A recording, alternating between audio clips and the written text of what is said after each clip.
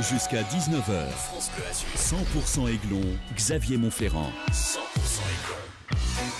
Bonsoir à tous, c'est parti, ils sont venus, ils sont tous là. Le président du gym, Jean-Pierre River, est avec nous pour cette première de 100% Aiglon. Bonsoir président. Bonsoir. Les idées fraîches, président, parce que vous avez pris ça y est, un parti. saut de glace sur la tête pour l'Ice Bucket Challenge. Vous êtes changé, hein, parce que là, c'est pas humide la chemise. J'ai fait attention à vos studios, donc je me suis effectivement changé. Vous oui, avez bien effectivement. fait. Vous avez bien fait. D'ailleurs, moi, j'ai été nominé à mon tour aussi. On va probablement nommer des joueurs du gym dans la semaine. Ça se passe toujours très bien. D'abord parce qu'il y a des gens sympas autour de la table. Et puis moi, je sais pas, j'aime bien la radio.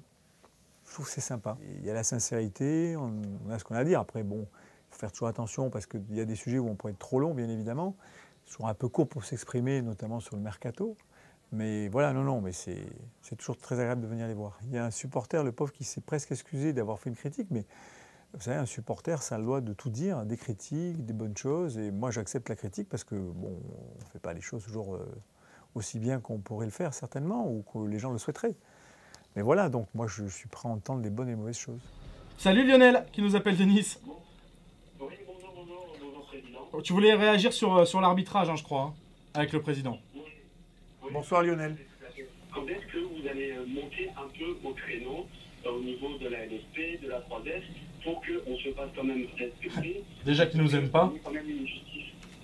Ne vous imaginez pas, enfin je sais pas, vous n'avez peut-être pas eu l'occasion de me voir le soir du match, à la fin du match, dans les couloirs, mais Je confirme l'attitude du président. J'étais pas très calme, donc j'étais pas dans une attitude, je pense, très pacifique. Mais après, encore une fois, vous inquiétez pas, n'ayez pas l'impression qu'on se laisse faire.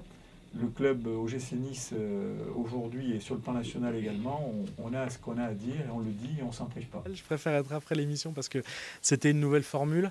Donc forcément, c'est tout ce que vous voyez pas. Forcément parce que vous l'entendez, alors parfois on entend mais c'est voilà, il y a plein d'habillages, d'extraits à lancer, de tout ça, c'est vraiment, il faut être un maître de cérémonie.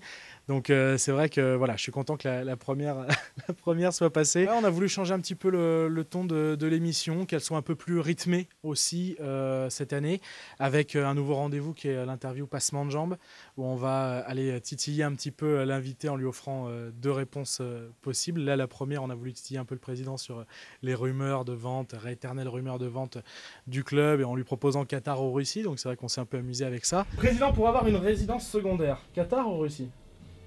Pour avoir une résidence secondaire, ouais. Pour moi, oui. Côte d'Azur. Bah non, c'est Qatar ou Russie.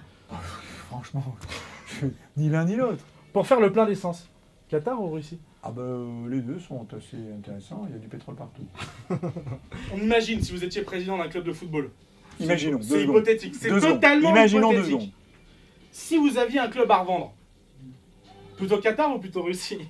Le Qatar, un émir ou un... Le Qatar, c'est bouclé puisqu'ils sont sur le Paris Saint-Germain, point barre, et la Russie sont à Monaco. Donc je pense que vos pistes sont pas bonnes. Ça marche pour Kazakh ou genre de truc, enfin voilà. Non. Merci président. Sur ce point, le club n'est pas à vendre. Je sais. Voilà. Hein? C'était juste pour quelques années. Je crois que maintenant l'OGC Nice et France Bleu sont quasiment indissociables. C'est une relation presque de famille. Donc je crois on partage les mêmes valeurs de proximité, de simplicité. Des deux côtés, je pense qu'il y a un respect réciproque et une aventure, je le dis, qui dure depuis plus de 10 ans et qui, je pense, est encore amenée à évoluer longtemps. Issa, bonne semaine, il est 19h sur France Bleu.